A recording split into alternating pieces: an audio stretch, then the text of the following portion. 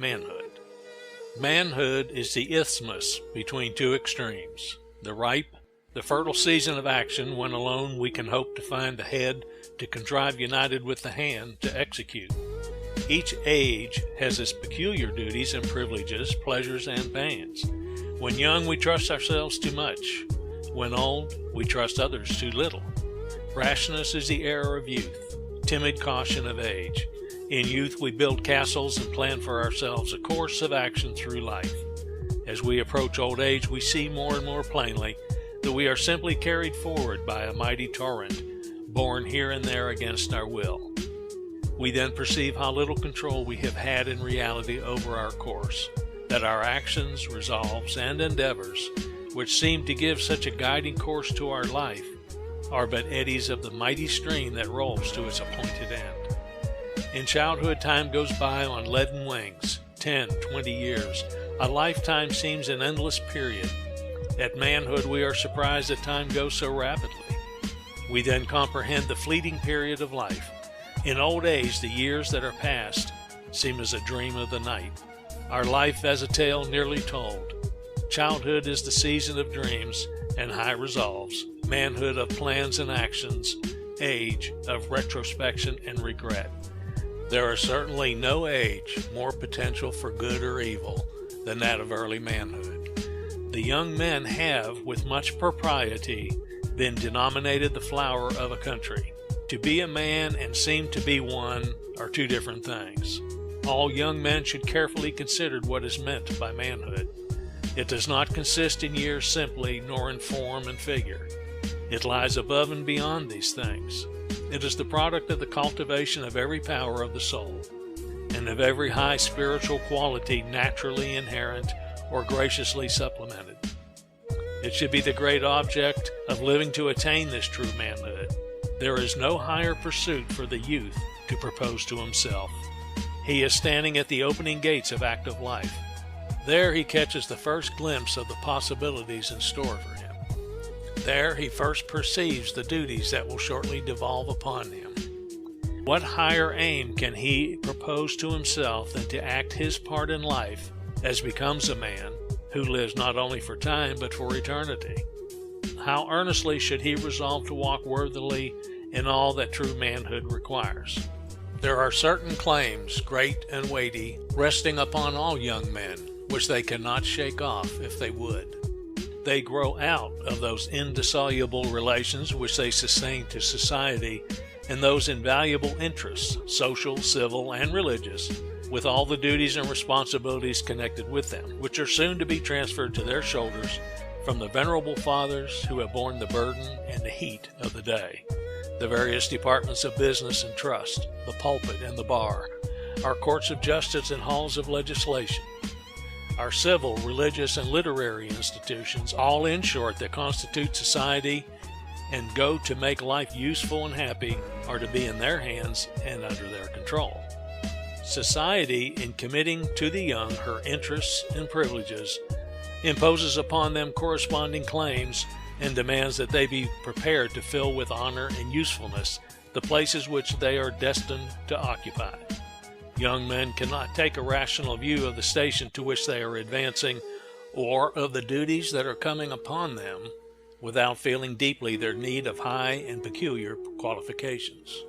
Every young man should come forward in life with a determination to do all the good he can and to leave the world the better for his having lived in it. He should consider that he was not made for himself alone, but for society, for mankind, and for God. He should consider that he is a constituent, responsible member of the great family of man, and while he should pay particular attention to the wants and welfare of those with whom he is immediately connected, he should accustom himself to send his thoughts abroad over the wide field of practical benevolence. There is within the young man an uprising of lofty sentiments which contribute to his elevation, and though there are obstacles to be surmounted and difficulties to be vanquished, yet with truth for his watchword, and relying on his own noble purposes and exertions, he may crown his brow with imperishable honors. He may never wear the warrior's crimson wreath, the poet's chaplet of bays, or the statesman's laurels, though no grand universal truth may at his bidding stand confessed to the world, though it may never be his to bring to a successful issue a great political revolution, to be the founder of a republic which shall be a distinguished star in the constellation of nations, even more though his name may never be heard beyond the narrow limits of his own neighborhood, yet is his mission nonetheless a high and noble one. In the moral and physical world, not only the field of battle, but also the cause of truth and virtue calls for champions, and the field for doing good is white unto the harvest. If he enlists in the ranks, and his spirits faint not, he may write his name among the stars of heaven.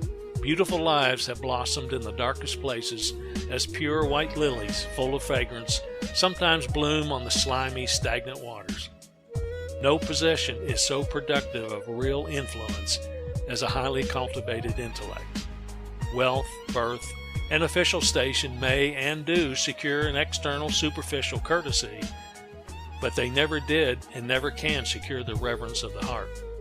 It is only to the man of large and noble soul, to him who blends a cultivated mind with an upright heart, that men yield the tribute of deep and genuine respect. A man should never glory in that which is common to a beast, nor a wise man in that which is common to a fool, nor a good man in that which is common to a wicked man.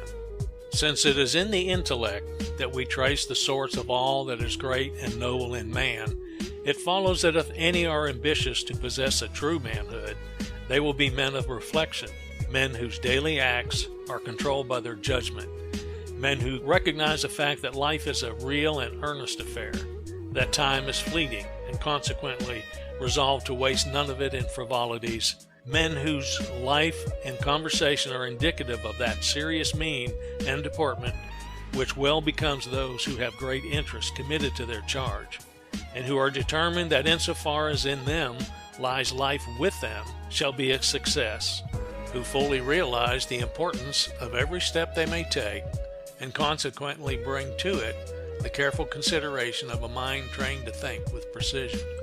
The man who thinks, reads, studies, and meditates has intelligence cut in his features, stamped on his brow, and gleaming in his eye. Thinking, not growth, makes perfect manhood. There are some who, though they are done growing, are only boys. The constitution may be fixed while the judgment is immature. The limbs may be strong while the reasoning is feeble. Many who can run and jump and bear any fatigue cannot observe, cannot examine, cannot reason or judge, contrive or execute. They do not think. Such persons, though they may have the figure of a man and the years of a man, are not in possession of manhood. They will not acquire it until they learn to look beyond the present and take broad and comprehensive views of their relations to society. As we often mistake glittering tinsel for solid gold, so we often mistake specious appearances for true worth and manhood. We are too prone to take professions and words in lieu of actions, too easily impressed with good clothes and polite bearings, to inquire into the character and doings of the individual. Man should be rated not by his hoards of gold, not by the simple or temporary influence he may for a time exert, but by his unexceptional principles relative both to character and religion. Strike out these, and what is he? A savage without sympathy. Take them away, and his manship is gone. He no longer lives in the image of his Creator. No smile gladdens his lips, no look of sympathy illumes his countenance to tell of love and charity for the woes of others. But let man go abroad with just principles, and what is he? An exhaustless fountain in a vast desert, a glorious sun, shining ever, dispelling every vestige of darkness. There is love animating his heart, sympathy breathing in every tone. Tears of pity, dewdrops of the soul, gather in his eye and gush impetuously down his cheek. A good man is abroad, and the world knows and feels it. Beneath his smile lurks no degrading passion. Within his heart there slumbers no guile. He is not exalted in mortal pride, not elevated in his own views, but honest, moral, and virtuous before the world. He stands throned on truth. His fortress is wisdom, and his dominion is the vast and limitless universe. always upright, kind, and sympathizing, always attached to just principles and actuated by the same, governed by the highest motives in doing good. These constitute his only true manliness.